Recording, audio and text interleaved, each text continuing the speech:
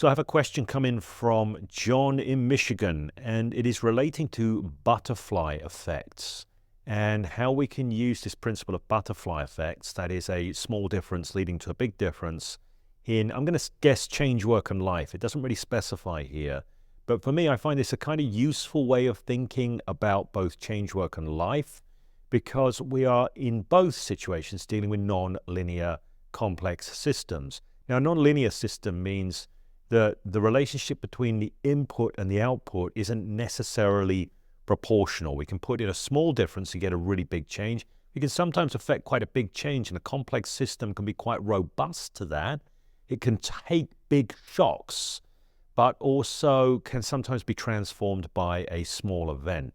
Okay, and this is the nature of non-linearity in complex systems. This is relevant to change work because we're dealing with a complex system when we're doing change work, when we're doing hypnosis. The person we're working with, just in and of themselves, neurologically and psychologically speaking, is a complex system, but they're actually sat inside of a broader system. They are a part of a broader system that is their social context, the ideas space they're moving in, all of the influences of their everyday life, etc. So we're always dealing with complex systems. Therefore, non-linearity is a condition we need to work with. So let me just get into the question from John. The question runs thus. It has to do with butterfly effects in chaos theory, with the sensitive dependence of initial conditions in which small changes in one state of a nonlinear system can result in large differences in a later state. That's what we're talking about already. And this is why it's called the butterfly effect, by the way, because there was the metaphor that a butterfly beating its wings in Tokyo could lead to a hurricane in the Amazonian basin, for example. Okay, so question is, what determines the initial event that sets the changes in motion? Okay, is it possible to determine the initial event even in retrospect analysis, or can the inception point be identified in real time or initiated with intention? Okay, the promise of chaos theory is that small actions can have a big impact, but the true value is in application. So let me just talk about this in philosophical terms first, but then in practical terms second. In philosophical terms, within a complex system, you're mostly dealing with a lot of unknown unknowns and a lot of unknowable unknowns, a lot of unknowable interdependencies. This means it is pretty much impossible to predict what kinds of small events, what kind of small nudge in a system is going to lead to what outcome. You can't really make predictions inside of this. If you could make predictions, you wouldn't be dealing with a nonlinear system. You wouldn't be dealing with complexity, and that's where there are unknown and unknowable interdependencies. Okay, so this is a conceptual idea, but it's a useful idea nonetheless, because what it tells us pragmatically is we do not actually know what small events are going to lead to big outcomes. We cannot plan change inside of complex systems. We cannot control change inside of complex systems. So all that we're left with is the nudging of those systems and the observation of what kind of changes can unfold out of those nudges. It's a useful idea conceptually in change work and in life, and I shall say why. If you do not look at life this way, what you're left with is assuming cause and effect and assuming that you can control complexity. You cannot do this. All you can do is nudge. All you can do is prod the system and see what unfolds. Now, you can make educated guesses as to what sorts of things might create changes. Let me say what I mean by that. If I'm working with a client, I'm going to sit down with that client, and most of the time I'm going to be listening to their, what I call their organization of reality. I'm going to be listening to their key operational concepts, and I'm listening for the sorts of things that are going to create binds and stuckness most of the time. What I want to do is I want to unravel those binds, and I'm making a bet that when we unravel those binds or offer an alternative way of sense making that cuts through those binds, the change is going to ripple out through the system.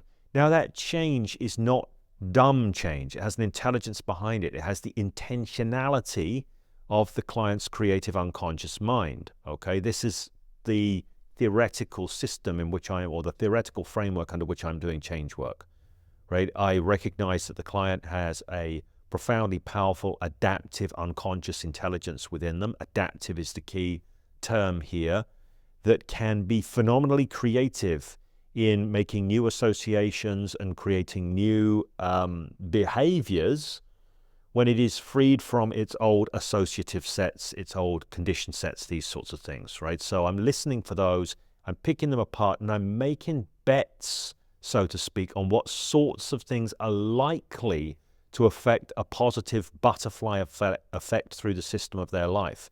But I don't know exactly. So sometimes I might unpick something and it doesn't really make much difference. If it's going to make a difference, you often see it rippling out in the session, but it's not always a big impact in the session. Sometimes things that have a small impact in the session end up initiating a big cascade across and between sessions. But also sometimes you can get a sense of what's changed in the session, okay? So in change work, I'm going to talk about in life in general in a minute, I am making bets as to where to nudge the system. Now, when I nudge the system, I look at what difference I get from that, and I continue, myself and the client continue to pay attention to that change across the session and after the session and between sessions, okay?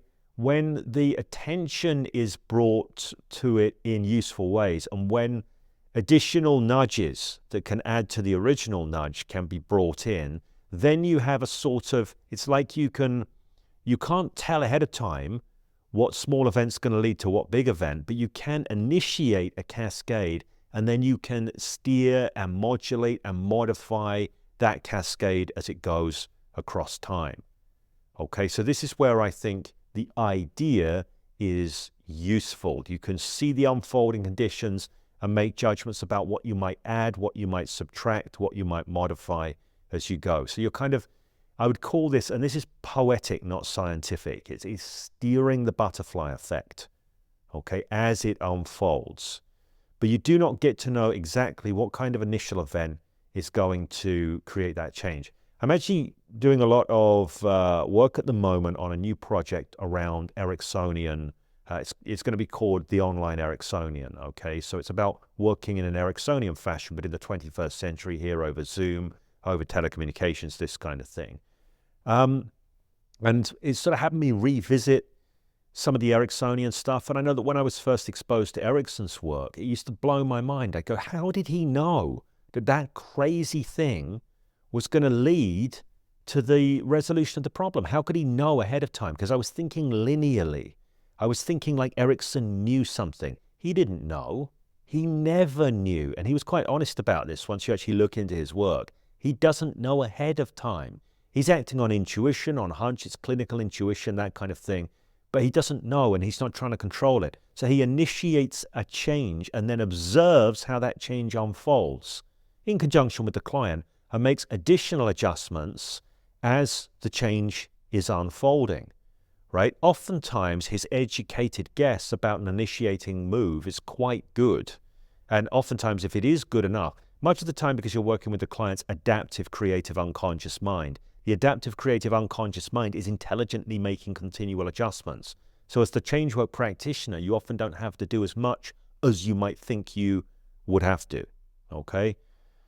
So it's more about the ongoing engagement. It's about a way of initiating and then attending to the ongoing unfolding rather than knowing ahead of time what particular change is going to lead to what outcome. If you knew that ahead of time, you wouldn't be dealing with a complex system. You wouldn't be dealing with nonlinearity. Okay, so it is about attention across time, across unfolding. If we look at this in terms of life, now I approach life pretty much the same way I approach change work, and Ericsson did too, whilst we're talking about Ericsson here. One of the things that people miss about Ericsson, he wasn't just some kind of empty process-based practitioner that made arbitrary choices.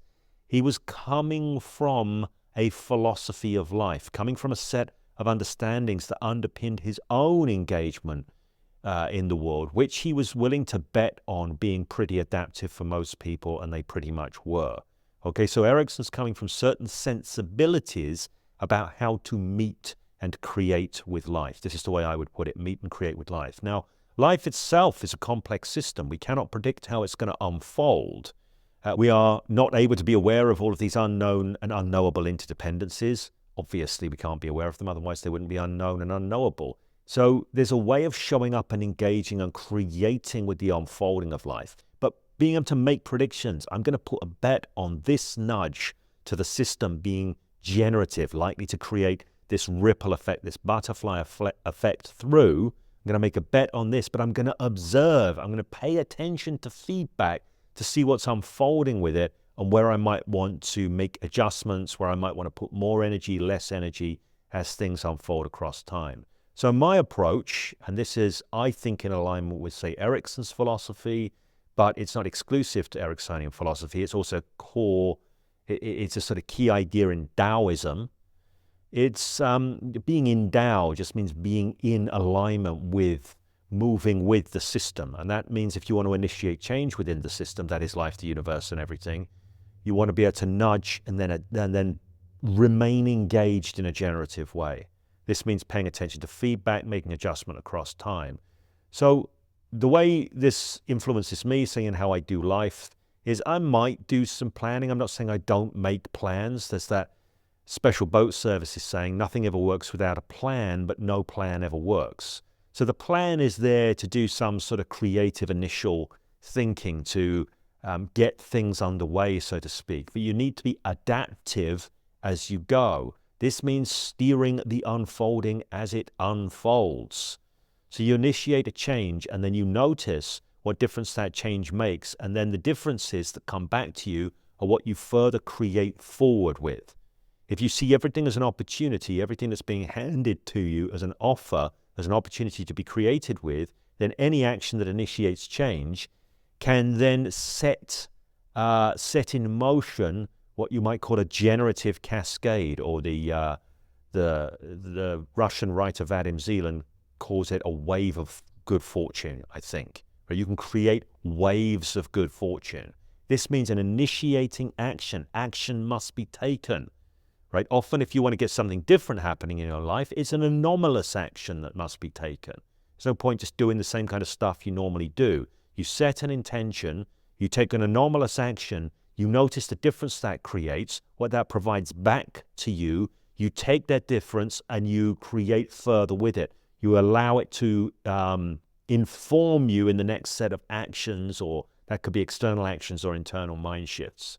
And this way you start to initiate what I would call a cascade, right? Or a butterfly effect chain. But you remain engaged with it, alive, attentive, responsive, and you steer it towards the outcome that you want.